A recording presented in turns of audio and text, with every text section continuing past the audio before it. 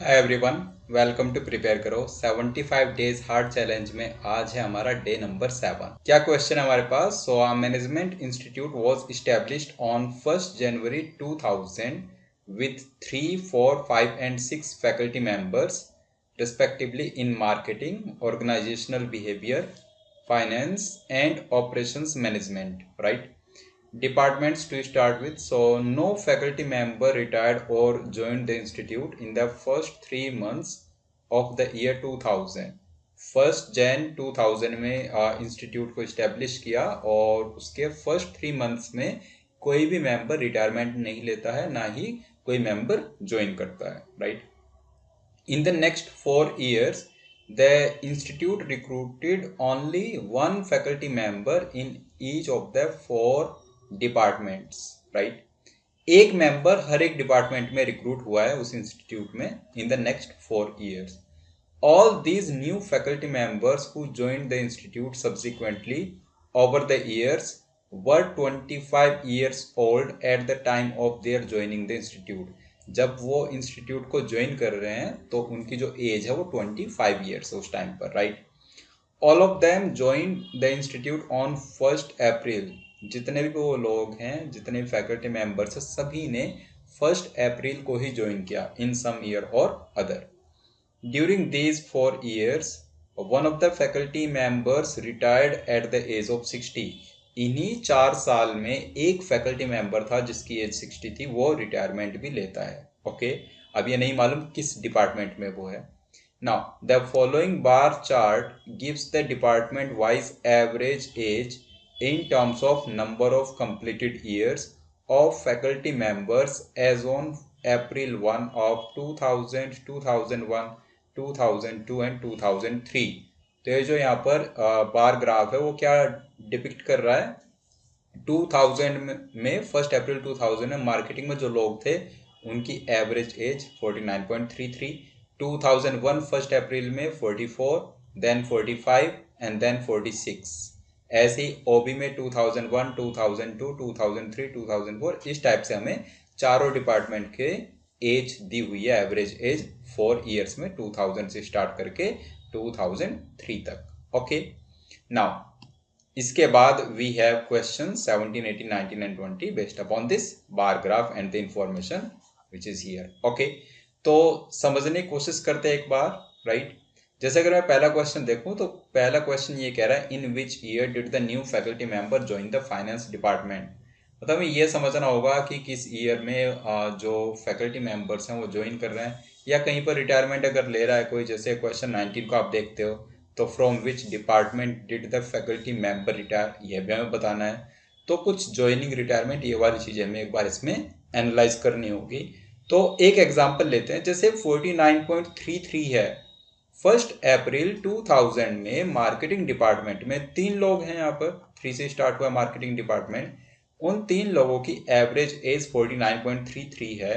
तो can we से उन 3 लोगों की जो एज का सम होगा वो होगा 49.33 multiplied by 3, and 49 into 3 is 147, 0.33 into 3 is 1, सो 147 और 1 कितना आ जाएगा? 148। तो इन 3 फैकल्टी मेंबर्स की एज का सम 148 है ईयर 2000 1st अप्रैल को। उसके बाद ही तो कोई ज्वाइन करेगा, राइट। टिल 1st अप्रैल 2000 तो किसी ने ज्वाइन नहीं किया है और ना ही रिटायरमेंट हुआ है कुछ भी। सो 148 ईयर सम आ गया उन 3 लोगों का। ऐसे आप ओबी में जो 3 लोग हैं उनकी एज का सम बता सकते हो, फाइनेंस में बता सकते हो, ओएम में बता सकते हो, किसी भी डिपार्टमेंट में आप ये आंसर तो कर सकते हो, ओके।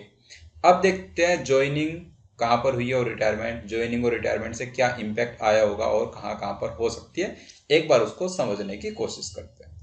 तो क्वेश्चन में ये मेंशन है इन स्टेटमेंट्स में कि जो पर्सन ज्वाइन करता है, जो फैकल्टी मेंबर ज्वाइन कर रहा है, उसकी age at the time of joining 25 है।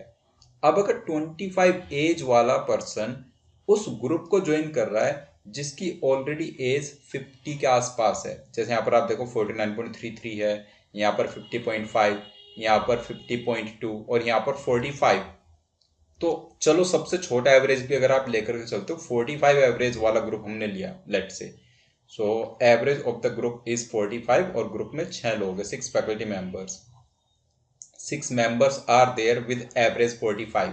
अगर इस ग्रुप को कोई पर्सन ज्वाइन करे जिसकी एज ऑलरेडी 45 हो तो उससे ग्रुप के एवरेज पर कोई इम्पैक्ट नहीं होगा। जब भी कोई ऐसी ऑब्जर्वेशन आए ग्रुप में या ग्रुप से जाए जो ऑलरेडी एवरेज के बराबर है तो उसके आने जाने से ग्रुप के एवरेज पर कोई फर्क नहीं पड़ता। फर्क कब पड़ता है? जब वो या तो एवरेज से अबव हो या फिर वो एवरेज से बिलो हो। जैसे अगर आप 45 को क्रॉस करके ये कहते हो कि 25 की एज वाले फैकल्टी मेंबर ने इस डिपार्टमेंट को ज्वाइन किया तो वहां पर क्या होगा? 45 इसका एवरेज था और अब एक बहुत ही यंग पर्सन इस ग्रुप को ज्वाइन कर रहा है। ओल्ड लोगों के बीच में कोई यंग पर्सन जाकर के खड़े हो गया, कैन वी से उस ग्रुप की जो एज है, एवरेज एज है, that will come down, right? Age कम हो जाएगी, एवरेज एज। तो इस पर्सन के मतलब जो फैकल्टी मेंबर है, जो न्यू ज्वाइनी है, उसके ज्वाइन करने से चाहे आप किसी भी डिपार्टमेंट में चले जाओ, मार्केटिंग, ओबी, फाइनेंस, ओएम, किसी भी डिपार्टमेंट में जाओगे तो वो एवरेज एज ड्रॉप ही होगी, राइट? ओके, एक चीज तो ये हमें समझ आ रही है कि इसके ज्वाइन करने से एवरेज एज ड्रॉप हो जाएगी। अब सोचो दूसरा सिनेरियो जहां पर एक पर्सन 60 की एज वाला रिटायरमेंट लेता है। अगर 60 एज वाला पर्सन रिटायरमेंट ले ले तो कैन वी से अब ग्रुप में यंग लोग बचे? एवरेज से अबव कोई जा रहा है अगर तो वो अपने साथ कुछ एक्स्ट्रा लेकर के जा रहा है ना। 45 है ग्रुप का एवरेज और ये 60 वाला पर्सन जा रहा है ग्रुप से तो दैट मीन्स वो अपने साथ कुछ एक्स्ट्रा लेकर के जा रहा है। तो जब भी लिविंग पर्सन की एज एवरेज से ज्यादा होगी या फिर लिविंग ऑब्जर्वेशन एवरेज से हायर साइड पर होगी तो उस ग्रुप का एवरेज कम हो जाएगा, राइट? तो 60 के जाने से मतलब रिटायरमेंट से भी एवरेज कम हो रहा है और ज्वाइन करने से भी एवरेज कम हो रहा है, राइट? अब देखो जैसे आप ये पीक देख रहे हो, 49.33 से सीधे 44 हुआ, फिर 44 से 45, 45 से 46। आप सोचो अगर आप एवरेज एज की बात करते हो 2000 में, मान लो 10 लोग हैं, देर आर 10 पर्सन और उनकी एवरेज एज 20 ईयर्स है, तो बताओ 2001 में उनकी एवरेज एज कितनी होगी? ये तो बहुत आसान सवाल हुआ। हर एक ऑब्जर्वेशन 1 ईयर से बढ़ जाएगी तो कैन वी से एवरेज विल बिकम 21। अगर 2002 की बात करें तो वहां पर एवरेज विल बिकम 22। मतलब ये तो नॉर्मल बिहेवियर है एकदम। ईयर वाइज अगर 1 का इंक्रीज है एवरेज एज में तो दैट मीन्स वहां पर कोई भी ना तो ज्वाइन कर रहा ना रिटायरमेंट ले रहा, वो एकदम नॉर्मल बिहेवियर है। उतने ही लोग consistently year on year organisation में है, राइट? तो जहां पर ये पैटर्न कंसिस्टेंट है दैट मीन्स वहां पर तो कोई ट्रांजिशन नहीं हुई। जैसे मार्केटिंग में इन 3 ईयर्स में कोई ट्रांजिशन नहीं हुई, राइट? ट्रांजिशन सीधे कहां पर हुई है? 49.33 से जब ये ड्रॉप हुआ 44 पर। तो एक ये समझ आया। ऐसे ओबी में अगर आप देखोगे 50.5, 51.5, 52.5 और फिर यहां पर जाकर के ड्रॉप, मतलब यहां पर इसमें कुछ हुआ है, राइट? ऐसे ही फाइनेंस डिपार्टमेंट में देखते हैं तो फाइनेंस डिपार्टमेंट में 50.2 से 49 ड्रॉप हुआ है, देन 49 से 45 सेकंड ड्रॉप, राइट? और फिर 45 से 46 यहाँ पर कोई चेंज नहीं हुआ, मतलब नॉर्मल बिहेवियर है, कोई भी ट्रांजिशन यहाँ पर नहीं हुआ है।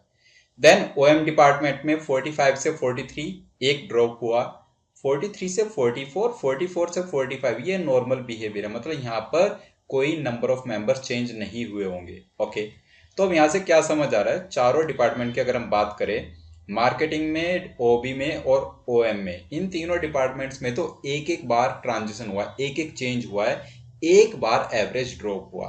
दैट मीन्स इन तीनों डिपार्टमेंट में एक एक फैकल्टी मेंबर ने ज्वाइन किया उस ईयर में जहां पर ये ड्रॉप जा रहा है एवरेज में। और फाइनेंस डिपार्टमेंट में क्योंकि फाइनेंस में 2 बार ड्रॉप हुआ तो हम ये कंक्लूड कर सकते हैं कि फाइनेंस डिपार्टमेंट में ही एक फैकल्टी मेंबर ने ज्वाइन किया और रिटायरमेंट लिया नेक्स्ट ईयर में, राइट? कुछ ऐसा हुआ होगा। मतलब ऐसा हो सकता है कि जैसे 49 है, या तो यहाँ पर ज्वाइनिंग हुई होगी और फिर 45 वाले में रिटायरमेंट, या फिर इसका जस्ट ऑपोजिट हो सकता है, राइट? बट इतना कंफर्म है कि फाइनेंस डिपार्टमेंट में ही रिटायरमेंट हुआ है। तो इससे क्वेश्चन नंबर 19 का आंसर कर दोगे आप लोग। From which department did the faculty member retire? इसका आंसर आ जाएगा ऑप्शन 1। स्ट्रेट अवे आप ये मार्क कर सकते हैं। चलते हैं क्वेश्चन नंबर 17 की तरफ। तो क्वेश्चन 17 ये कह रहा है, in which year did the new faculty member join the finance department? Finance department में किस ईयर में न्यू फैकल्टी मेंबर ने ज्वाइन किया है? ओके, सो जो न्यू फैकल्टी मेंबर ज्वाइन करता है उसकी एज कितनी है, 25 ईयर्स, राइट। ग्राफ देखो, फाइनेंस डिपार्टमेंट की average age in the year 2000, जब कोई ज्वाइन नहीं कर रहा है टिल दैट टाइम, मतलब 1 अप्रैल 2000, तो एवरेज एज 50.2 है। और फाइनेंस डिपार्टमेंट में कितने फैकल्टी मेंबर्स है, 5। सो 50.2 इंटू 5 करेंगे, यहाँ से हम ये कह सकते हैं फाइनेंस डिपार्टमेंट में जो फैकल्टी मेंबर्स हैं उस टाइम पर 2000 ईयर में, उनकी एवरेज एज है 50.2 इंटू 5 कर देंगे तो सम आ जाएगा, ये आ जाएगा 251, राइट। 251 इनकी एज का सम हमने बता दिया। अब इसमें अगर कोई 25 ईयर्स का पर्सन ज्वाइन करे, वो भी नेक्स्ट ईयर में, राइट। सो अगर ज्वाइन करेगा तो एज का सम कितना हो जाएगा, 251 प्लस 5, क्योंकि पांचों लोग 1 ईयर से ग्रो कर जाएंगे। अगर हम नेक्स्ट ईयर की बात करें तो पांचों लोग 1 ईयर से ग्रो किए, तो 251 उनकी एज का ऑलरेडी सम था, और अब 5 उसमें ऐड आपने किया तो 256 ये सम आ गया। इसमें आपने 25 ईयर्स ओल्ड पर्सन, एक जो फैकल्टी मेंबर ज्वाइनी है, न्यू ज्वाइनी, वो भी आपने ऐड किया। ये न्यू सम ऑफ ऑब्जर्वेशंस, अगर आप इसको डिवाइड बाय 6 करते हो और ये नंबर 49 के बराबर आ जाए सपोज, तो आप कह दोगे कि जो ग्राफ में 49 यहाँ पर दिया होगा ये वाला नंबर, ये एकदम वैलिड नंबर है, और आप कह पाओगे कि 2001 में ही न्यू फैकल्टी मेंबर ने ज्वाइन किया। अगर यहाँ से इक्वल नहीं आया तो आप कह दोगे कि फिर यहाँ पर रिटायरमेंट हुआ होगा और नेक्स्ट ईयर 2002 में ज्वाइनिंग हुई होगी। बस ये हमें चेक करना है। तो अब बताओ ये 49 के इक्वल है कि नहीं है। आप कैलकुलेट करोगे, 251 प्लस 5 256 प्लस 25, ये 49 के इक्वल नहीं है।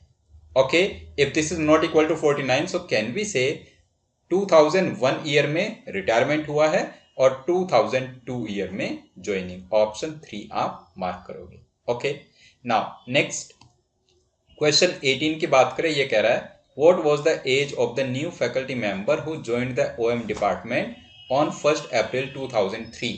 पहले बताओ ऑपरेशंस मैनेजमेंट डिपार्टमेंट में ज्वाइनिंग हुई कब है, राइट। तो ऑपरेशंस मैनेजमेंट डिपार्टमेंट में जहां पर ड्रॉप हुआ है वहीं पर ज्वाइनिंग हुई होगी। ड्रॉप हुआ है ये 43, मतलब ईयर 2001 में। तो एक फैकल्टी मेंबर था जिसकी एज 25 थी, कब थी, 2001 ईयर में। 1 अप्रैल 2001 में उसकी एज 25 ईयर्स थी। तो हमें बताना है 1 अप्रैल 2003 में उसकी एज कितनी होगी। तो 2 ईयर से वो ग्रो कर जाएगा, 25 प्लस 2, आंसर आ जाएगा 27 years. Okay, so question number 18 हम इसका आंसर मार्क कर देंगे option 3, 27 years. Now last question को फटाफट डिस्कस करते हैं। ये क्या दिया हुआ है यहाँ पर। So, Professors Naresh and Devesh, two faculty members of marketing who have been with the institute since its inception, share their birthdays which fall on 20th November, right? तो उनका जो बर्थडे है वो 20th नवंबर पर है। One was born in 1947 and the other in 1950. On 1st April 2005, what was the approximate age of the third faculty member who has been in the same area since its inception? देखो marketing में 3 लोग हैं। अगर इन 3 लोगों की बात करूं, उनमें से 2 की हमें डिटेल्स यहाँ पर दी हुई है, प्रोफेसर नरेश एंड देवेश। एक 1947 बोर्न है, नवंबर 1947, और एक बोर्न है नवंबर 1950। अगर हम इनकी एज की बात करें, 1 अप्रैल 2000, राइट, जब इंस्टीट्यूट स्टार्ट हुआ है उस दिन उनकी एज की अगर हम बात करें, राइट, 1 अप्रैल 2000 में, जब हम बेसिकली उनकी एवरेज एज कैलकुलेट कर सकते हैं। सो 49.33 एवरेज एज है, मतलब इन तीनों लोगों की एज का सम, एक यहाँ पर थर्ड मेंबर भी आ जाएगा, थर्ड मेंबर, इन तीनों की एज का सम कितना होगा, एवरेज कितना है 49.33, और मल्टीप्लाई कर दो इसको 3 से, तो इनकी एज का सम आ गया 148। ओके, अब अगर 1947, नवंबर 1947 में कोई बॉर्न हुआ था तो उसकी नवंबर 2000 में एज कितनी होगी, नवंबर 2000 में 53, मतलब अप्रैल 2000 में कितनी होगी, 52। और 47 50 में 3 इयर्स का गैप है, तो मतलब नेक्स्ट पर्सन की एज होगी 49, जो सेकंड पर्सन है 1950 बॉर्न। थर्ड पर्सन की एज कितनी होगी, 148 में से माइनस कर दोगे, 148 में से 49 माइनस किया 99 बचेगा, और 99 में से 52 माइनस करेंगे तो 47 बचेगा। मतलब थर्ड पर्सन की जो एज है वो है 47, राइट। अब अगर थर्ड पर्सन की एज 47 कब है, 1 अप्रैल 2000 में, तो आपको बताना है उस पर्सन की एज 1 अप्रैल 2005 में कितनी होगी, राइट। सो 5 ईयर्स ऐड कर दोगे, 47 ऑलरेडी आया हुआ है, प्लस 5 करोगे तो आंसर कितना आ जाएगा, 52 ईयर्स। ओके, ऐसे करके हम आंसर कर देंगे, option 4 will be correct answer. Okay, I hope आपको पूरा सेट ही अच्छे से क्लियर हो गया है। किसी को कोई भी डाउट है तो आप कमेंट बॉक्स में अपना डाउट टाइप कर सकते हैं। डे नंबर 8 पर ये सेट हम लोग डिस्कस करेंगे, इसको जरा आप ट्राई कीजिएगा। There are 3 questions based upon this bar graph, तो अच्छा सेट है, ट्राई कीजिएगा, नेक्स्ट टाइम डिस्कस करेंगे। So thank you for watching, bye bye.